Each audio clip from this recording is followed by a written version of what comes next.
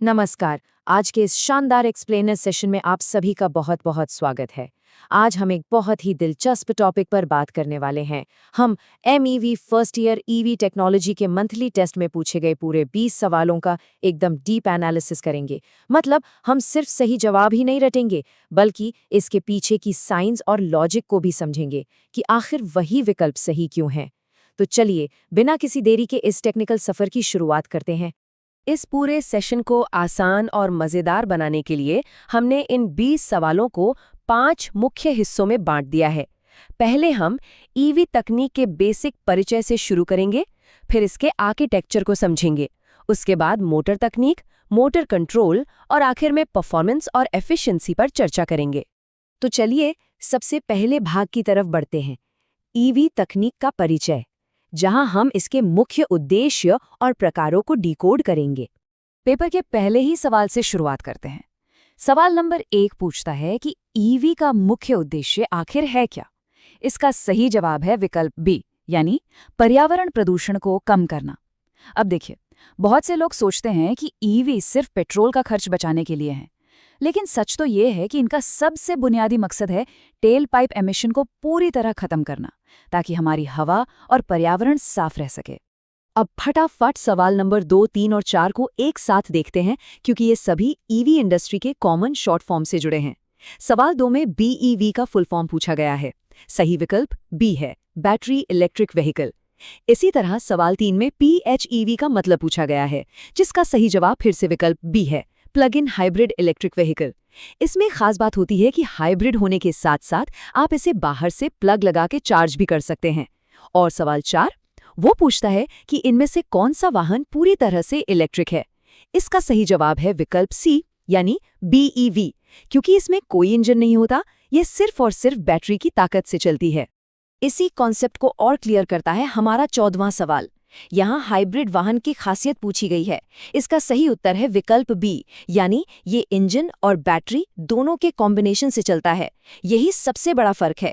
एक pure EV सिर्फ और सिर्फ बैटरी पर निर्भर है, जबकि हाइब्रिड गाड़ी में एक पारंपरिक इंजन और बैटरी सिस्टम दोनों मिलकर काम करते हैं। चलिए, अब हमारे दूसरे सेक्शन की ओर बढ़ते हैं, जो है EV आर्किटेक्चर। यहाँ हम देखेंगे कि एक इलेक्ट्रिक गाड़ी के अंदर असल में होता क्या है।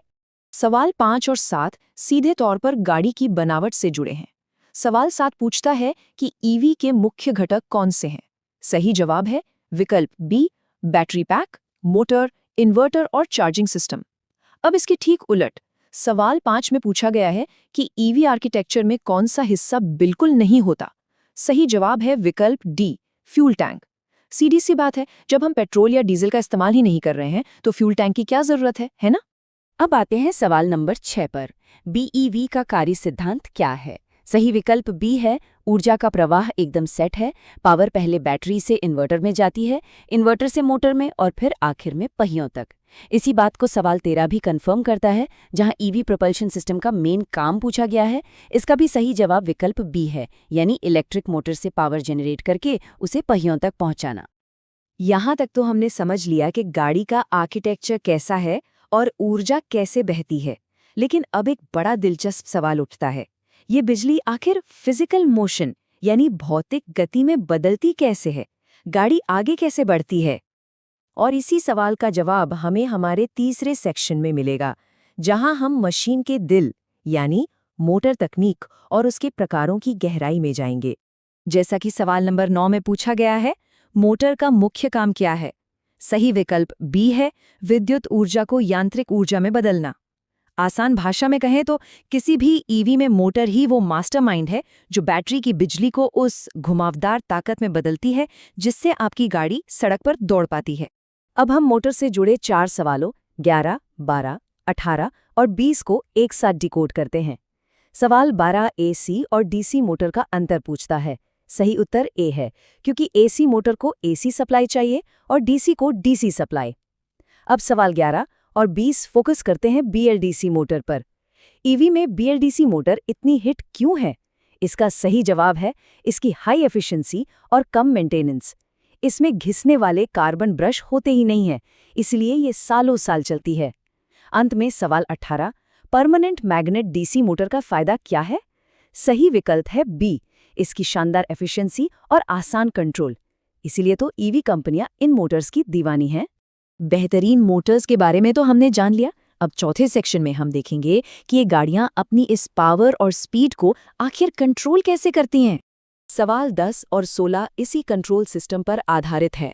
सवाल 10 के मुताबिक डीसी मोटर ड्राइव का काम क्या है? सही जवाब विकल्प बी है, स्पीड और टॉर्क को कंट्रोल करना। और सवाल 16 पूछता है कि ईवी में टॉर्क और स्पीड को पूरी तरह से कौन मैनेज करता है? इसका भी सही जवाब विकल्प बी है, इन्वर्टर और कंट्रोलर यूनिट। आप इसे ईवी का दिमाग समझ सकते हैं, जो ये तय करता है कि मोटर को कब कितनी ताकत देनी है। अब आते हैं इस टेस्ट के सबसे शानदार सवालों में से एक पर। सवाल number 19, EV DC motor drive में एच ब्रिज का क्या काम है? इसका सही जवाब विकल्प बी है, मोटर के घूमने की दिशा बदलना और गति को कंट्रोल करना। एच ब्रिज बेसिकली एक इलेक्ट्रॉनिक सर्किट है। जब आपको गाड़ी रिवर्स करनी होती है तो यही सर्किट करंट की दिशा को उल्टा कर देता है और आपकी गाड़ी पीछे जाने लगती है ना कमाल की चीज। कंट्रोल से ही जुड़ा है हमारा 17वां सवाल।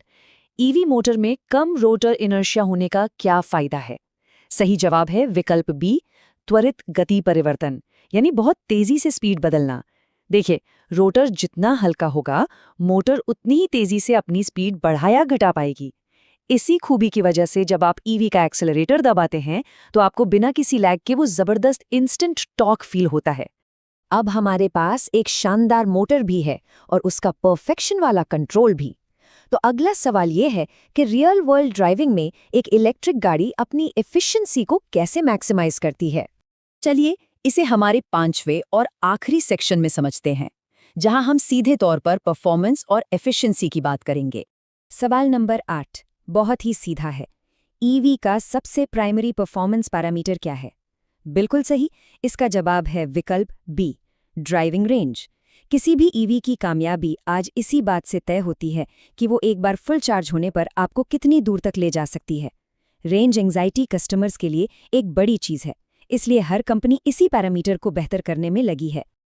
और इस रेंज को बढ़ाने का एक जादुई तरीका छिपा है हमारे 15वें सवाल में। रीजनरेटिव ब्रेकिंग का मुख्य लाभ क्या है? सही जवाब है विकल्प बी, ब्रेक लगाते समय ऊर्जा को वापस बैटरी में भेजना।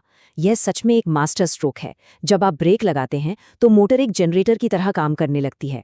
यह गाड़ी की मोशन वाली एनर्जी को वापस बिजली में बदलती है और उसे सीधा बैटरी में डाल देती है। इससे आपकी वो कीमती ड्राइविंग रेंज थोड़ी और बढ़ जाती है। तो दोस्तों, इन 20 सवालों के जरिए हमने एक इलेक्ट्रिक वाहन की पूरी इंजीनियरिंग को डिकोड कर लिया है।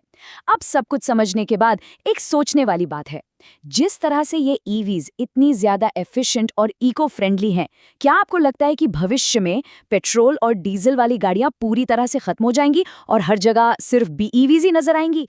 ये एक ऐसा सवाल है जो मोबिलिटी के भविष्य को तय करेगा। इस विश्लेषण में मेरे साथ बने रहने के लिए आपका बहुत बहुत शुक्रिया।